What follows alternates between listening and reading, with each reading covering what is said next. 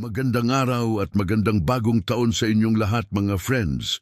Ito po si Edwin at welcome sa Edwin Tan Podcast. Kung kailanman ninyo ito pinapakinggan habang nagkakape, nasa biyahe, nagpapahinga o tahimik na nagmumuni-muni, salamat talaga sa oras ninyo. Sa dami ng pwedeng pakinggan at panoorin ngayon, pinili ninyong makasama ako at hindi ko yun binabalewala. Bagong taon na. At aminin natin, may halong saya, may halong pagod, may halong kaba, at may halong pag-asa.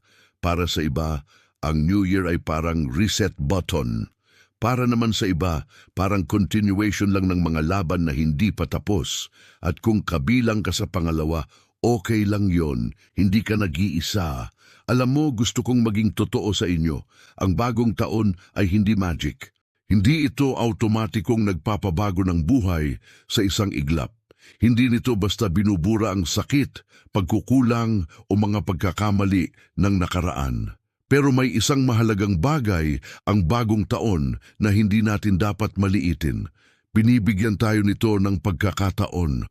Pagkakataon na huminga ulit. Pagkakataon na magtanong ulit, ano ba talaga ang mahalaga sa akin? Pagkakataon na piliin kahit paunti-unti ang mas makabuluhang direksyon. Kung babalikan mo ang nakaraang taon, sigurado akong may mga sandaling proud ka sa sarili mo. May mga pagkakataong akala mo hindi mo kakayanin, pero kinaya mo. May mga araw na gusto mo nang sumuko pero nandito ka pa rin ngayon. At kung pakiramdam mo wala kang masyadong na-achieve, gusto kong ipaalala ito sa'yo. Ang pananatili minsan ay tagumpay na rin. Hindi lahat ng laban nakikita, hindi lahat ng progreso na susukat ng titulo, pera o papuri. Minsan, ang progreso ay ang hindi mo na ginagawa ang mga bagay na sumisira sa iyo dati. Minsan, ang progreso ay ang mas mahinahon ka na ngayon kumpara noon. Minsan, ang progreso ay ang mas marunong ka ng umintindi sa sarili mo at sa iba. Sa Edwin Tan Podcast, madalas nating pag-usapan ang mga libro, pelikula, kwento ng buhay at mga aral mula sa iba't ibang tao. Pero sa totoo lang, iisa lang halos ang pinanggagalingan ng lahat ng yon, ang paghahanap ng kahulugan. Sa bagong taon na ito, hindi kita hihikayatin na maging perpekto. Hindi rin kita pipilitin na maglatag ng sandamakmak na goals na magpapagod lang sa'yo. Ang gusto kong iwan sa iyo ay mas simple pero mas malalim. Una, maging tapat ka sa sarili mo. Kung pagod ka, aminin mo. Kung nasasaktan ka, huwag mong maliitin. Kung masaya ka, huwag mong ikonsensya ang sarili mo dahil lang may iba pang nahihirapan. Ang pagiging totoo sa sarili ay hindi kahinaan. Ito ang simula ng tunay na lakas. Pangalawa, piliin ang maliliit na hakbang. Hindi kailangang sabay-sabay, hindi kailangang mabilis, basta tuloy-tuloy.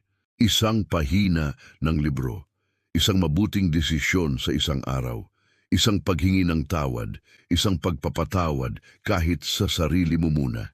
Minsan, mas malaki ang epekto ng maliit pero consistent kaysa sa malaki pero panandalian.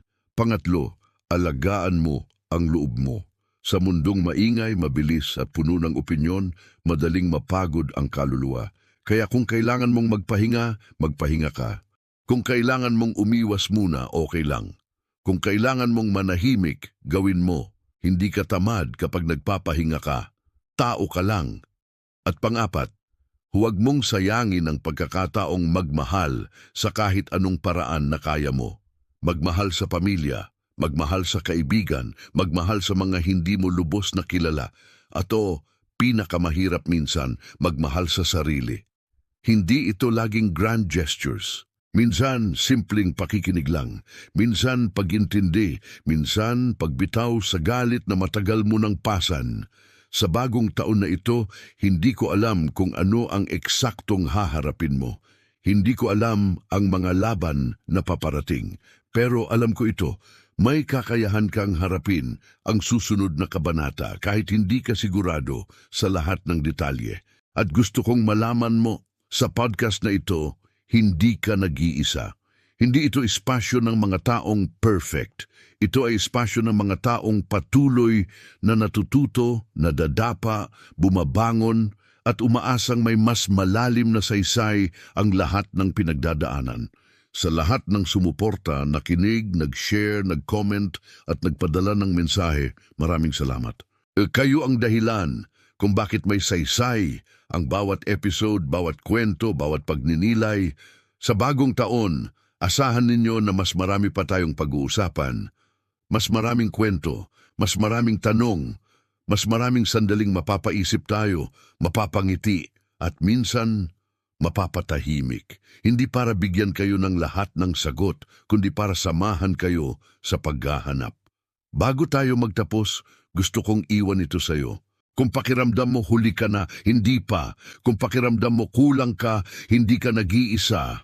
Kung pakiramdam mo may pag-asa pa kahit kaunti, hawakan mo yon. Dahil minsan, ang kaunting pag-asa ang sapat para magpatuloy.